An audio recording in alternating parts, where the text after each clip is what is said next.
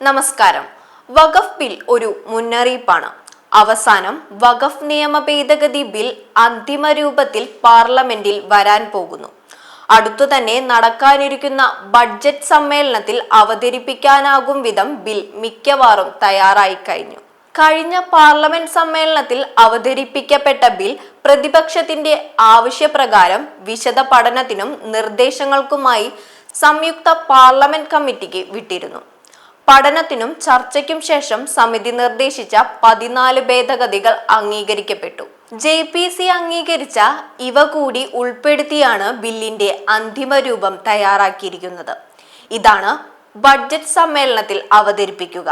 വഖഫ് നിയമ ഭേദഗതി ബില്ലിനെതിരെ കൈകോർത്ത് പ്രമേയം പാസാക്കിയ കേരളത്തിലെ ഭരണ പ്രതിപക്ഷ കക്ഷികൾ ഇനി എന്ത് ചെയ്യാൻ പോകുന്നു എന്ന് കാത്തിരുന്നു കാണാം. അടുത്ത കാലത്ത് കേരളത്തിലടക്കം ഏറ്റവും അധികം ചർച്ചയായ വിഷയമാണ് വഖഫ് നിയമം. ഭരണഘടനയിൽ തികച്ചും ഏകപക്ഷീയവും മതാധിഷ്ഠിതവുമായി അന്നത്തെ കോൺഗ്രസ് സർക്കാർ ഉൾപ്പെടുത്തിയ നിയമത്തിൽ കോൺഗ്രസ് സർക്കാർ തന്നെ പിൻകാലത്ത് വരുത്തിയ ഭേദഗതികളാണ് ആ നിയമത്തെ തികച്ചും രാഷ്ട്രീയ വിരുദ്ധവും വർഗീയവുമാക്കിയത്. വഖഫ് ബോർഡ് തങ്ങളുടേതാണെന്ന് അവകാശപ്പെടുന്ന ഏതു സ്വത്തും ചോദ്യം ചെയ്യാനാകാത്ത വിധം അവരുടേതാകുമെന്നാണ് ഇതിന്റെ പ്രത്യേകത.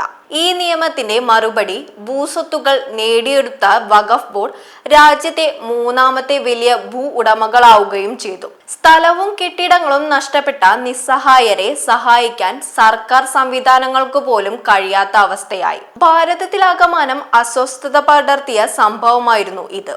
നിയമത്തിന്റെ ഏറ്റവും വികൃത മുഖം മുനമ്പത്ത് നമ്മൾ നേരിട്ട് കാണുകയും ചെയ്തു.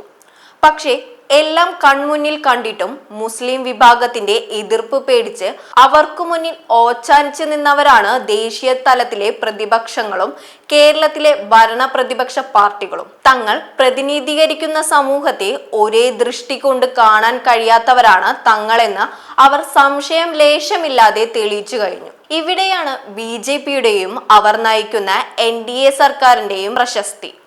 ഭാരതം ഒന്നാണെന്നും അവിടെ ഭാരതീയർ മുഴുവൻ ഒന്നാണെന്നും പ്രസംഗിക്കുക മാത്രമല്ല, തങ്ങളുടെ ഈ ചിന്തയും സമീപനവും പ്രവൃത്തിയിലൂടെ ലോകത്തിന് കാണിച്ചു കൊടുക്കുകയും ചെയ്യുകയാണ് നരേന്ദ്രമോദി സർക്കാർ. സംഘടിതരായ ഒരു വിഭാഗത്തിന്റെ പ്രീതി നേടാൻ വേണ്ടി മറ്റുള്ളവരെ നിരാശരാക്കുകയും അവരുടെ സ്വത്തുക്കൾ പിടിച്ചെടുക്കുകയും ചെയ്യുന്ന നിയമ പരിരക്ഷയോടുള്ള ഇത്തരം കൊള്ള ഇനി നടക്കില്ലെന്ന മുന്നറിയിപ്പാണിത്.